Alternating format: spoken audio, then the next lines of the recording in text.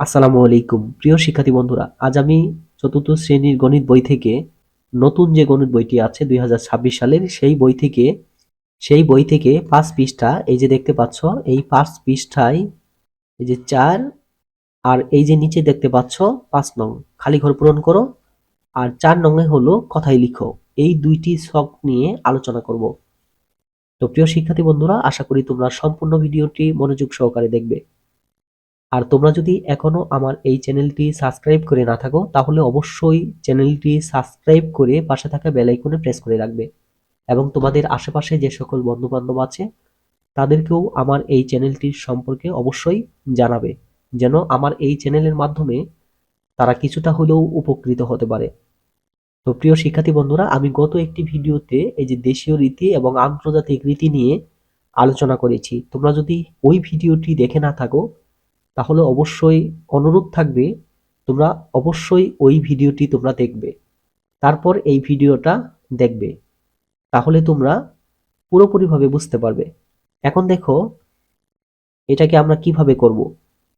তোমরা দেখতে পাচ্ছ 4 নং বলা হয়েছে কথাই লিখো।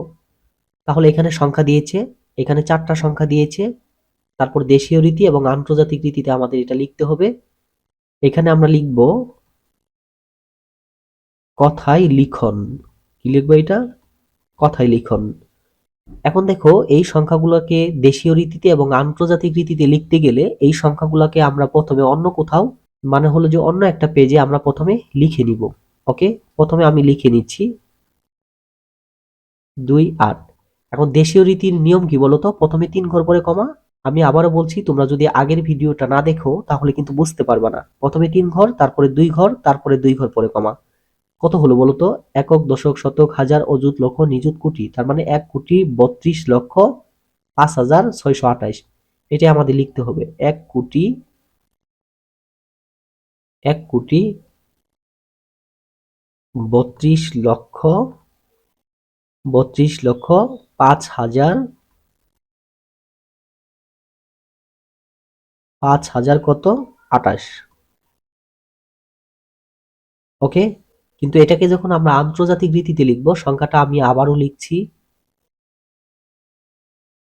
0,5,6,2,8। এখন দেখো আন্তর্জাতিক রীতিতে কমা ব্যবহার করার নিয়ম হলো প্রথমে 3 ঘর, তারপরে 3 ঘর, তার মানে প্রতি 3 ঘর পর পর কমা। কত হলো বলতো? এখন আন্তর্জাতিক রীতির নিয়মটা কি? প্রথমে মিলিয়ন, তারপরে কি হাজার, তারপরে কি শতক, দশক, একক। ওকে, তার মানে এখন কি আসলো এটা বলতো? 13 মিলিয়ন। কত হলো এটা? 13 মিলিয়ন। 13 মিলিয়ন, তারপরে 200 কত? 5। 205,000। 205,628। 600 কত? 28।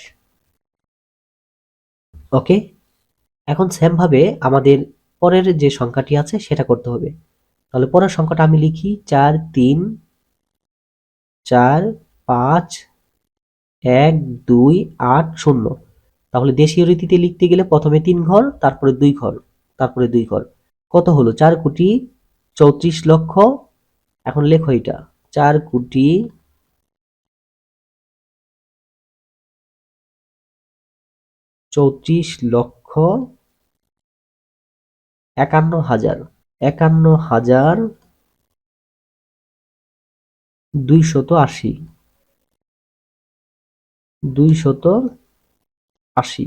ওকে, এখন এটাকে যখন আমরা আন্তর্জাতিক রীতিতে লিখব 4,3,4,5,1,2,8,0। প্রথমে 3 ঘর, তারপরে 3 ঘর। কত হলো বলতো? এই দুইটা ঘর মিলে এখন আমাদের উচ্চারণ হবে মিলিয়ন, তারপরে এই তিনটা মিলে হবে হাজার, তারপরে তো শতক, দশক, একক, এটা জানো। তাহলে আমাদের হলো 43 মিলিয়ন। কত? 43 মিলিয়ন।